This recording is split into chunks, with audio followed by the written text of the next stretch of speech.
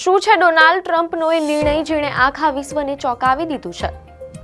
Operation EPIC ફ્યુરીનો અચાનક અંત અને ઈરાન સાથે શાંતિ કરારની તૈયારી. શું આ ખરેખર શાંતિની શરૂઆત છે કે પછી કોઈ મોટી વ્યૂહાત્મક પીછેહટ? ઈરાન પ્રત્યે અમેરિકાનું વલણ અચાનક નરમ કેમ પડ્યું?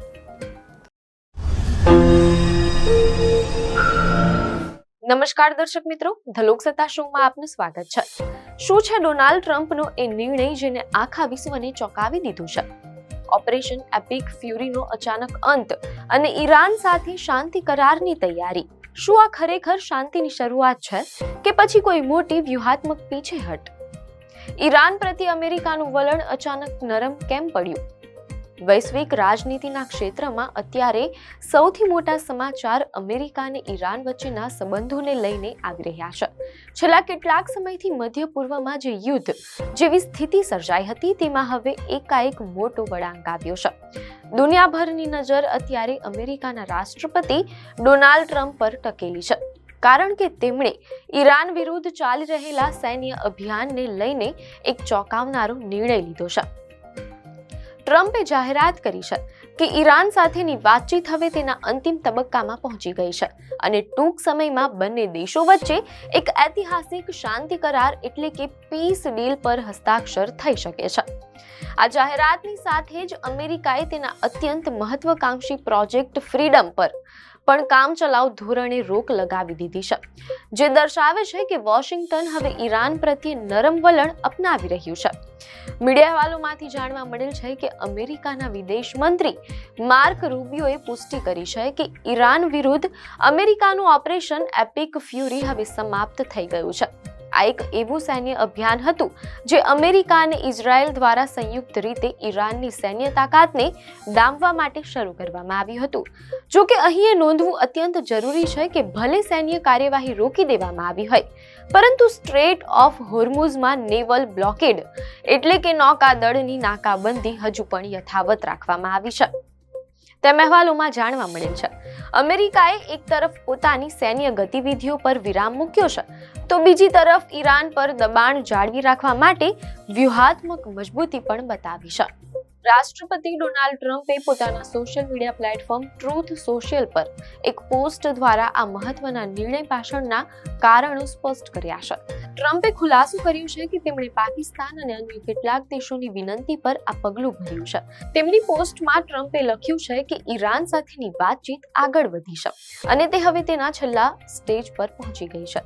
તેથી મેં અત્યારે પ્રોજેક્ટ ફ્રીડમ પર થોડા સમય માટે રોક લગાવી દીધી છે, જેથી ઈરાન સાથેની ડીલ શાંતિપૂર્વક સાઇન થઈ શકે. ટ્રમ્પના આ નિવેદનથી સ્પષ્ટ થાય છે કે આંતરરાષ્ટ્રીય દબાણ અને કૂટનીતિક પ્રયાસોને કારણે અમેરિકાએ ઈરાન પ્રત્યેના પોતાના કડક વલણમાં થોડી છૂટછાટ આપી છે. જો કે હોર્મુઝમાં બ્લોકેડ ચાલુ રાખીને તેમણે ઈરાનની આર્થિક નસને દબાવી રાખી છે. છેલ્લા 2 મહિનામાં ઈરાન પ્રત્યે અમેરિકાના વલણમાં જે બદલાવ આવ્યો છે તે ખરેખર આશ્ચર્યજનક છે.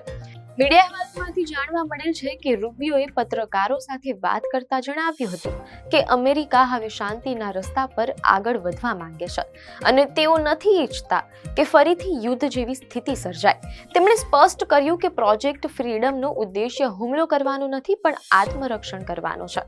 પ્રોજેક્ટ ફ્રીડમને લઈને પણ ઘણા સવાલો ઊભા થયા હતા, જેના પર ટ્રમ્પે પ્રકાશ પાડ્યો છે.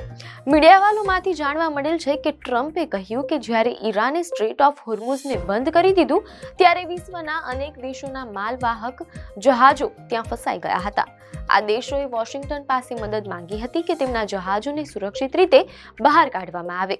આ સમસ્યાના ઉકેલ માટે જ ટ્રમ્પે હોર્મુઝમાં પ્રોજેક્ટ ફ્રીડમ લોન્ચ કર્યું હતું. માર્ક રૂબિયોના જણાવ્યા મુજબ હોર્મુઝમાં હાલ 87 દેશોના જહાજો ફસાયેલા છે. ફસાયેલા લોકો સુધી ખાવા પીવાની ચીજો કે અન્ય જરૂરિયાતની સામગ્રી પહોંચી શકતી નથી, જે અત્યંત ચિંતાજનક બાબત છે. વિદેશ મંત્રી રૂબિયોએ પોતાના નિવેદનમાં ન્યુક્લિયર ડીલ એટલે કે પરમાણુ કરારનો મુદ્દો પણ ઉઠાવ્યો છે. તેમણે ઈરાનને કડક શબ્દોમાં યાદ અપાવ્યું છે કે તેણે હજુ સુધી અમેરિકાને પોતાનું 400 કિલોથી વધુ એનરિચ્ડ યુરેનિયમ સોંપ્યું નથી. રૂબિયોએ ભારપૂર્વક કહ્યું કે અમેરિકા આ સમસ્યાનો ઉકેલ વાતચીત દ્વારા જ ઈચ્છે છે. આ નિવેદન દર્શાવે છે કે ભલે અમેરિકાએ સૈન્ય કાર્યવાહી અટકાવી હોય, પણ પરમાણુ સુરક્ષાના મુદ્દે તે કોઈ પણ પ્રકારની બાંધછોડ કરવા તૈયાર નથી. બીજી તરફ ઈરાન પણ આ મામલે મૌન નથી. ઈરાનના વિદેશ મંત્રી અબ્બાસ અરાઘચીએ અમેરિકાના પ્રોજેક્ટ ફ્રીડમને પ્રોજેક્ટ ડેડલોક તરીકે ઓળખાવ્યો છે. નોંધનીય છે કે 4 મેના રોજ ઈરાને યુએઈ પર હુમલો કર્યો હતો, જેને અમેરિકા અને ઈરાન વચ્ચેના સીઝ ફાયર એટલે કે યુદ્ધ વિરામનું સ્પષ્ટ ઉલ્લંઘન માનવામાં આવ્યું હતું. ભલે ઓપરેશન એપિક ફ્યુરી પૂર્ણ થયાની જાહેરાત કરવામાં આવી છે, પણ અમેરિકાના નૌકાદળની હોર્મુઝમાં હાજરી યથાવત છે. હાલમાં પરિસ્થિતિ એવી છે કે ટ્રમ્પ પ્રશાસન એક મજબૂત શાંતિ કરારની આશામાં પોતાની આક્રમકતા પર લગામ લગાવી રહ્યું છે. આ મે મહિનાની આ ગરમીમાં મધ્ય પૂર્વનું રાજકારણ પણ અત્યંત ગરમાયું છે. શું ખરેખર અમેરિકા ઈરાન સામે નમી ગયું છે કે પછી આ એક મોટી શાંતિ સ્થાપવા માટેની વ્યૂહાત્મક પીછેહઠ છે? તે તો આવનારો સમય જ કહેશે. પરંતુ હાલમાં તો એ નક્કી છે કે ડોનાલ્ડ ટ્રમ્પના આ નિર્ણયે વિશ્વના તમામ દેશોને વિચારતા કરી દીધા છે. જો ઈરાન સાથેની આ પીસ ડીલ સફળ થાય છે, તો તે ટ્રમ્પ વહીવટી તંત્રની મોટી ડિપ્લોમેટિક જીત ગણાશે. આપને માહિતી સારી લાગી હોય તો વિડીયોને લાઈક અને શેર કરજો, ચેનલને સબસ્ક્રાઇબ કરજો.